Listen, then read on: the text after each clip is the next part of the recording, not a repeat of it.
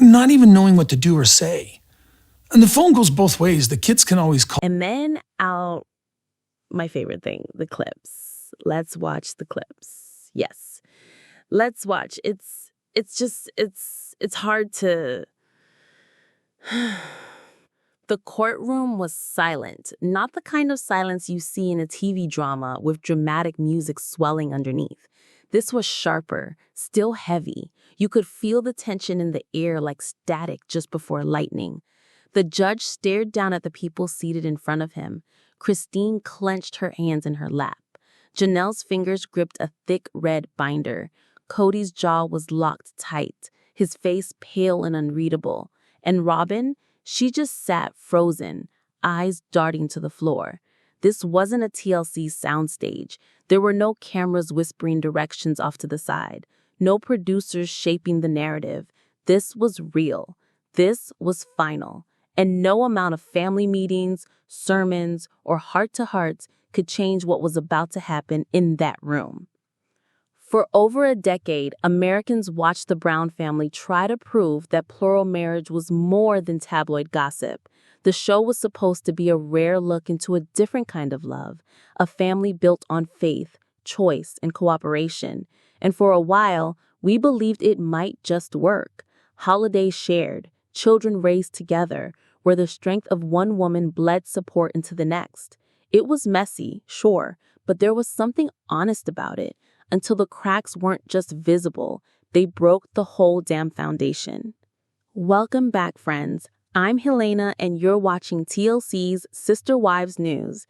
If you haven't already, go ahead and hit that subscribe button and make sure you leave a comment telling me what you thought the real turning point was. I've got a lot to say, and trust me, this episode hit hard. Because what we're talking about today isn't just some feud or fight in a plural household. No, this courtroom moment in Flagstaff marked the collapse of a family that was once presented as radical love in action. Publicly, they claimed unity.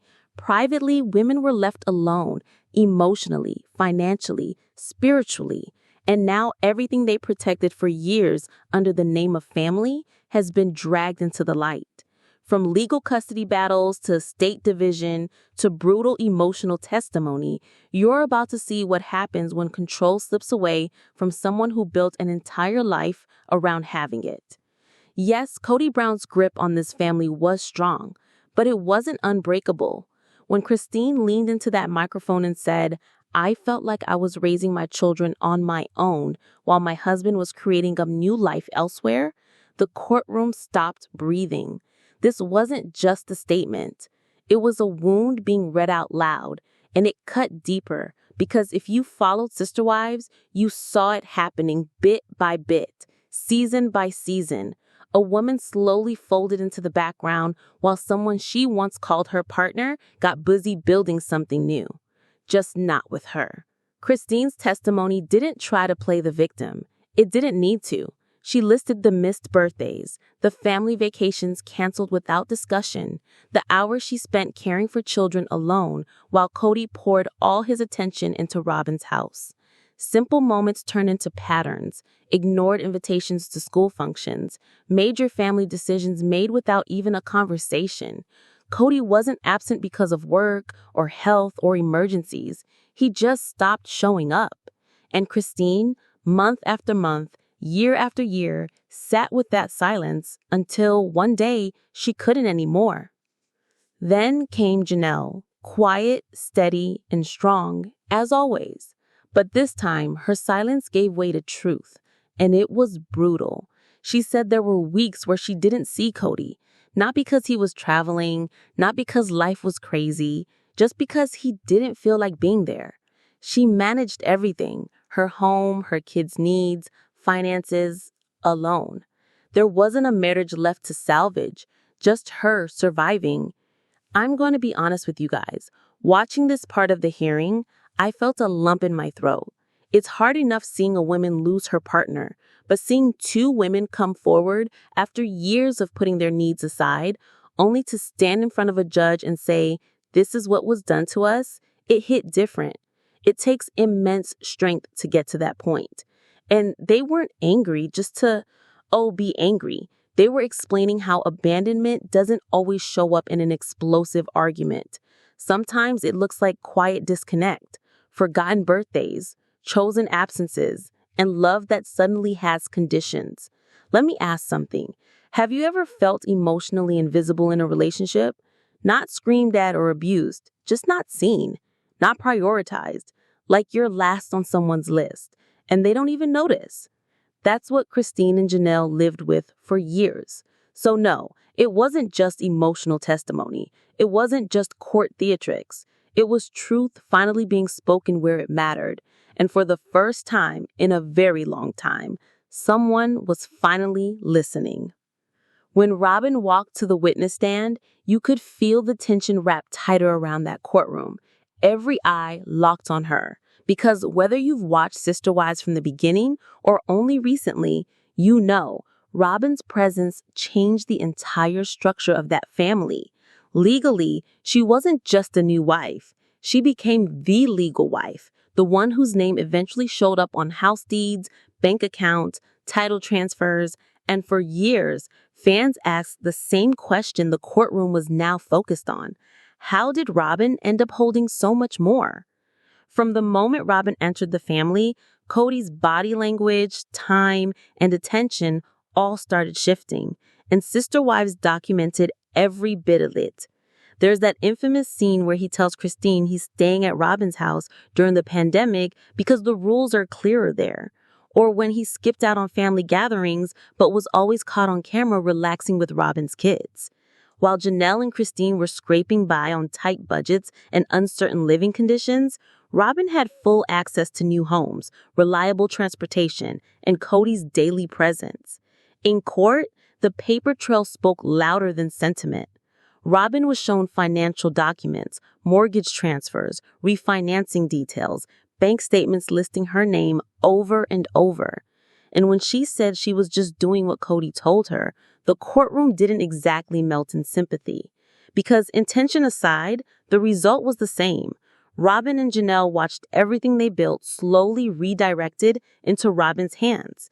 To her credit, Robyn looked devastated. She choked up saying she never wanted to replace anyone, that she came into the family to add love, not take it away. Maybe that's true, or maybe that's just how she understood the role she was stepping into.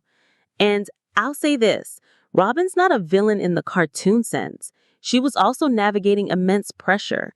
Your online hate, high expectations, Kody's emotional dependence. But somewhere along the way, the other women stopped feeling like wives and started feeling like outsiders. Was Robyn just playing defense in a game she didn't design? Or was she quietly benefiting from a dynamic she never worked to correct? You guys tell me, was she misunderstood? Or was she strategically silent while the rest of the family crumbled around her? Because either way, the damage was already done. Kody sat in that courtroom chair like a man who suddenly realized the room wasn't reacting to him the way it used to. No dramatic hand gestures, no booming voice, no rehearsed one-liners about leadership, responsibility, or head of the family. Just tension in his jaw, his fingers gripping the edge of the table, and eyes that refused to meet the women seated across from him. For once, he wasn't telling the story. He was sitting inside it, and the outcome was no longer his to dictate. On the show, Kody built himself like a patriarch, a man with 18 kids and 4 wives, balancing it all in the name of faith and family. He made big decisions, often unilaterally. He called family meetings, gave fiery speeches, talked about unity while visibly pulling away from half the women involved.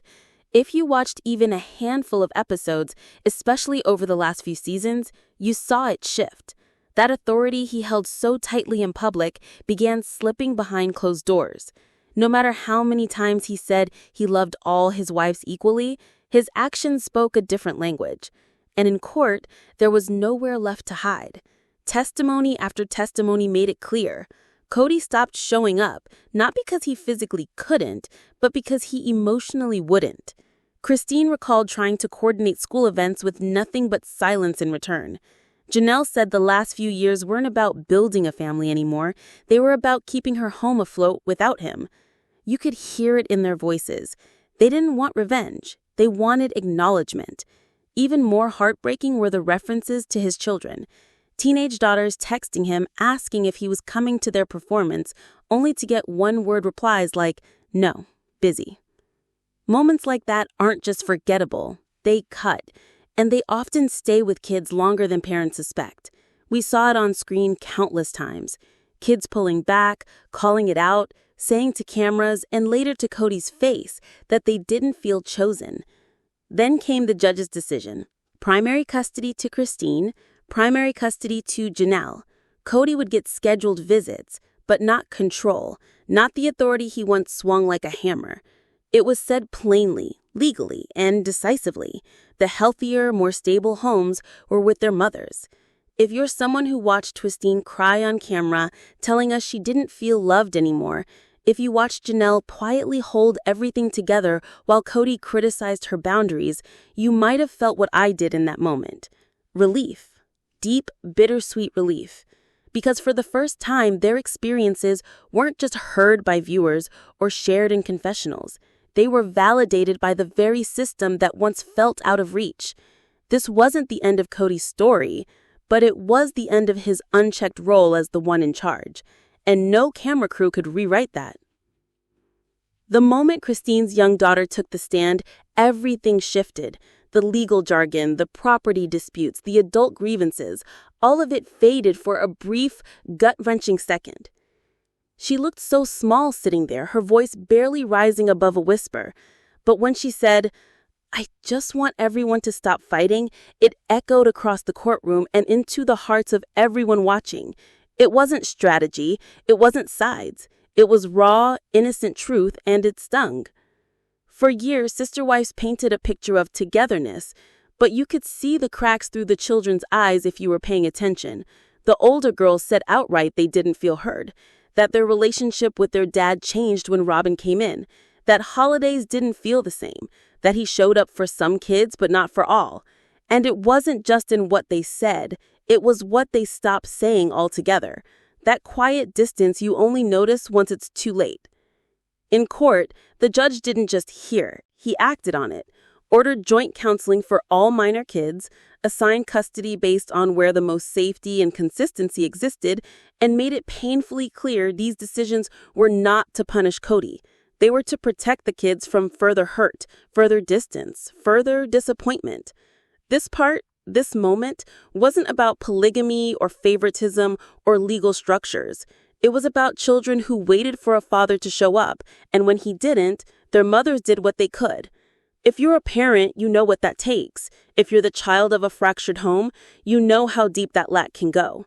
These kids didn't ask to be born into a reality show, but they did ask again and again to feel seen. Finally, someone actually listened. When the judge announced that certain properties, including Coyote Pass lots and previously shared assets, were to be redistributed back to Christine and Janelle, it landed with the force of everything they'd been holding in for years. The courtroom didn't explode. It didn't need to. Kody's face said it all. Clenched jaw, flushing skin, eyes locked on the top edge of the judge's bench like he couldn't believe this was real. And Robyn, she just blinked slowly, then mouthed something to herself. She looked stunned, maybe even blindsided. The control they'd consolidated so quietly was gone with one decision. Coyote Pass was more than land. It was a symbol, the site of dreams, unity, that big family house Kody once hoped to build. But the only thing built there now is separation. Ownership redistributed, equity returned. It wasn't about punishment. It was about fairness, about finally acknowledging the imbalance that reality TV couldn't hide anymore. The gavel came down sharp, unmistakable, and for the Browns, it wasn't just an end to a court session, it was the clearest signal yet that the illusion is over. Christine stood up and walked out without a single glance Kody's way, her shoulders back, eyes ahead, still teary-eyed, still human, but not broken. She'd carried the weight long enough. Janelle followed, still clutching her red binder, the one packed with receipts and heartbreak. Her look wasn't angry. It was done. She was done. Robyn leaned over, whispering to Kody, "We'll fix this." But everyone watching knew there's nothing left to fix when trust is already gone. For every woman watching who stayed too long hoping to be seen, For every time your voice was softened to keep the peace, this moment was for you. Thank you for staying with me through this emotional breakdown. I'm Helena, and this is TLC Sister Wives News. Make sure to subscribe and leave a comment. What was the moment that changed everything for you? I'll see you in the next video.